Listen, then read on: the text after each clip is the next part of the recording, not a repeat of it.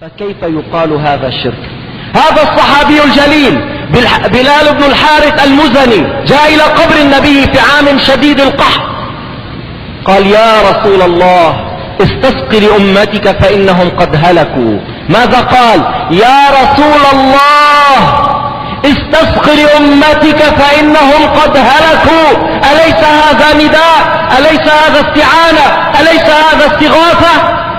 بلى، روى ذلك ابن حجر العسقلاني في كتابه فتح الباري الجزء الثاني، وروى ذلك ابن كثير وغيره أن الصحابة كانوا يأتون قبر النبي صلى الله عليه وسلم ويتوسلون به إلى الله.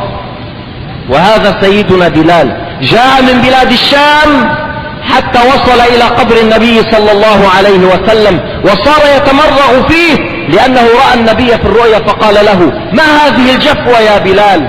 فجاء من بلاد الشام إلى المدينة وصار يتمرغ بقبره عليه الصلاة والسلام. روى ذلك أفضل المحدثين في عصره في بلاد الشام الحافظ ابن عساكر. هل يا ترى سيدنا بلال الحبشي الذي تشتاق إليه الجنة وعبد الله بن عمر وغيرهم من الصحابة مشركون لم يعرفوا التوحيد من الإيمان، ومعلمهم سيد الأنام محمد عليه الصلاة والسلام؟ كيف يعقل هذا؟ سيدنا خالد بن الوليد كان شعاره في معركة مسيلمة الكذاب، تلك المعركة الخطيرة مع الكفار أتباع مسيلمة بن الكذاب، شعارهم: يا محمدا. روى ذلك ابن الأثير، وروى ذلك أيضا ابن كثير في كتابه البداية والنهاية الجزء السادس صحيفة 329. ثم لا أستطيع في هذا الوقت القصير أن أحصي لكم وأذكر لكم ليس عشرات الكتب بل مئات المراجع للأئمة الأعلام، لأئمة أهل السنة الأتقياء الورعين الحفاظ المتقين الزاهدين في جواز التبرك والتوسل بالأنبياء والصالحين. يقولون: من خرج مسافرا يزور قبر النبي محمد هذا لا يجوز، وهذا وسيلة إلى الشرك. لا حول ولا قوة إلا بالله.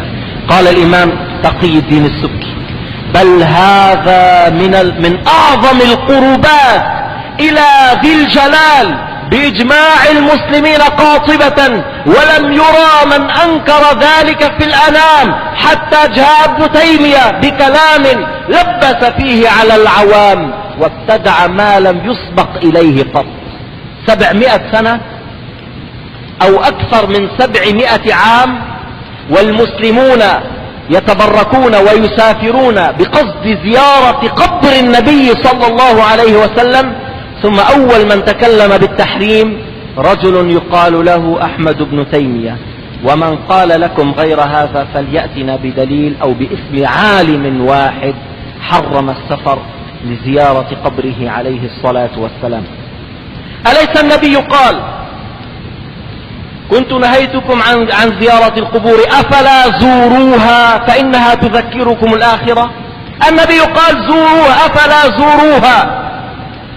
وأي قبر أفضل عند الله من قبر ضم ذلك الجسد الطيب المبارك، قبر النبي محمد صلى الله عليه وسلم؟ إن كانت زيارة القبور تذكرنا الآخرة، زيارة قبر النبي محمد بما يذكرنا؟ بالآخرة، بهذا النبي الكريم، بهذا النبي الشجاع الذي جاهد في الله حق جهاده، بهذا النبي العظيم الزاهد، بهذا النبي الأمي العظيم الورع التقي، بهذا النبي الذي جاء بعلم الأولين وحدثنا بما يكون من أشياء إلى قيام الساعة نتذكر فيها عندما نتوجه إلى هذا النبي العظيم كل تلك الأمور، ويتحرك في قلب المؤمن الشوق، ويتحرك في قلب المؤمن حب الاقتداء بهذا النبي الكريم. السيدة فاطمة كانت تزور قبر عمها حمزة كل يوم جمعة. روى الحاكم في مستدركه الجزء الأول صحيفة 377 أن فاطمة كانت تزور قبر عمها كل يوم جمعة فتصلي عنده وتبكي. الإمام الشافعي كان يزور قبر أبي حنيفة ويتبرك به ويدعو الله عند قبره. الشافعي تبرك بثياب الإمام أحمد بن حنبل. أحمد بن حنبل غسل ثوب الإمام الشافعي وشرب ماءه. وروى مسلم أن أسماء بنت أبي بكر كان عندها جبة النبي صلى الله عليه وسلم، قالت فنحن نغسلها بالماء نسقيها للمرضى. وهذا أكثر من أن يحصى.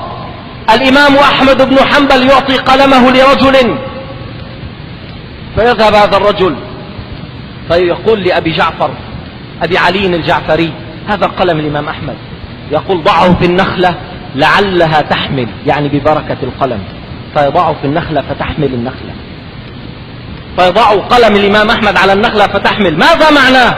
البركة. فيأتي فيقول لك واحد من هؤلاء هذا قلم لا ينفع ولا يضر. نعم، القلم لا ينفع ولا يضر بنفسه، لكن بمشيئة الله ينفع، لأن الدواء لا ينفع ولا يضر بنفسه، ولكن بمشيئة الله ينفع. السكين لا تقطع بنفسها، لكن بمشيئة الله تقطع. النار بنفسها لا تحرق، بل بمشيئة الله تحرق. وهكذا قل في كل تلك الأمور لا نافع ولا ضار على الحقيقة إلا الله. لذلك السكين لم تقطع عنق إسماعيل، والنار لم تحرق نبي الله إبراهيم. إذن نحن نعتقد أن الأمور كلها تجري بمشيئة الله وبتقدير الله، ونقول إن الأنبياء والأولياء لهم بعد الموت كرامات، والأنبياء لهم بعد الموت معجزات. من قال إن ذلك ينقطع بموتهم؟ أليس الجسد إذا بلي بقيت الروح؟ والله تعالى يكرم من شاء من عباده الصالحين بكرامات حتى بعد الموت. هذا ابن القيم إمامهم، تلميذ ابن تيمية، يقول إن أرواح الصديقين بعد الموت تكون أقوى مما كانت عليه مع اتصالها بالبدن، بل قد تهزم جيشا بكامله. روح الصديق الولي الصالح قد تهزم جيشا بكامله. قال ذلك ابن القيم إمامهم في كتاب الروح صحيفة 171.